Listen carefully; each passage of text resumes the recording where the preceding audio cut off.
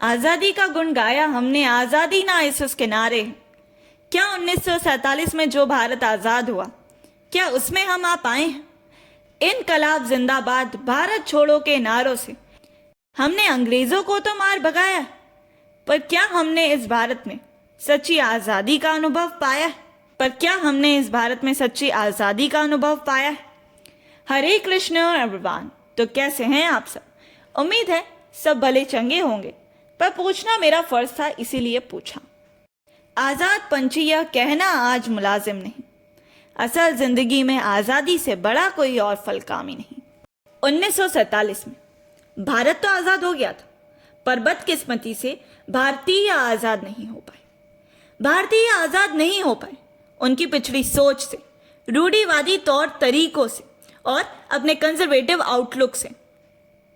आज भी कई जगह ऐसी कुरीतियां मानी जाती हैं जो हमारी जिंदगियों को कैद कर देती है, हमें बंधन में बांध देती है। गुलाम तो तुम कल भी थे, गुलाम तो तुम आज भी हो। बस फर्क इतना है कि कल तुम्हारी गुलामी अंग्रेजों के सामने थी और आज तुम्हारी गुलामी अपने ही लोगों के सामने उन रूढ़िवादी तौर तरीकों से है, उन बेढंगी कुरीतियों से है। तो ये कैसी आजादी? क्या ये सच में आजादी भी है? यह आजादी का मुखौटा है जो तुम्हें और हमें, हम सबको पहना दिया गया है। ये रूढ़ियां कुछ नहीं, बस हमारे पुराने पारंपरिक तौर तरीके, जिन्हें पहले कुछ सोच विचार कर बनाया गया था, पर अब जब उनका महत्व ही खत्म हो गया है, तब भी उन्हें घसीटा जा रहा है। भारत में आज भी बाल विवाह, दहेज प्रथा, कुकड़ी की रस्म जैसी कुप्रथाएं ये अभी तक खत्म नहीं हुई, और इंसान यहां तक कि खुद की मर्जी से सांस तक नहीं ले सकता है। दुनिया के बंधन और तौर तरीके उन्हें हर जगह गहरे रहते हैं। तुम दुनिया के हिसाब से चलते हो तो तुम अच्छे हो, और अगर तुम मना कर दो तो तुमसे बुरा कोई नहीं। तुम पे ये तंज कसेंगे, लाठियां बरसाएंगे, न जाने क्या क्या करेंगे और तुम्हें जीने तक नहीं देंगे। क्या ये सच में आजादी है? ऐसी होती है आजादी? और अगर थोड़ा स्पिरिचुअल एंड रियलिस्टिक वे में सोचो तो तुम चेतना, वो चेतना जो इस भव सागर में फंसी हुई, और ऐसी फंसी हुई है कि कई योनियों से जिसका उद्धार तक नहीं हो पाया है, क्योंकि तुमने कभी अपना मन वैराग्य में लगाया ही नहीं, कभी अपना मन भगवान के पास लगाया ही नहीं। अगर तुम भगवान के पास नहीं जाओगे तो जाहिर सी बात है प्राकृतिक नियमों में फंसोगे।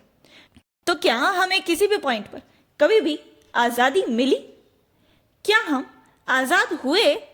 आजादी का सीधा अर्थ है मुक्ति, हर उस बंधन से, हर उस वस्तु से जो हमें घेरे है। और हमें आजाद करने का सिर्फ एक तरीका है, और वो है भगवद गीता। और अगर नहीं तो तुम्हारा फिर भगवान भी मालिक नहीं है। रहो इन्हीं बंधनों में और मर जाओ। जो लोग सिर्फ 10 मिनट तक रोएंगे और 12 दिनों तक ठूसेंगे, मेरा अभी भी तुमसे सवाल है, क्या तुम सच में आजाद भी हो? क्या तुम दुनिया के तौर तरीकों में बताए गए बंधनों में आजादी देख लेते हो? क्या तुम्हें रूढ़ियों में जीना स्वीकार्य है? यदि हां तो जियो यहीं, और अगर ना तो विद्रोह करो, और विद्रोह सिर्फ गीता से हो सकता है। आजाद पंछी तभी उड़ेगा जब सत्य को जान पाएगा, और जब सत्य जान जाएगा तभी आजादी पाएगा।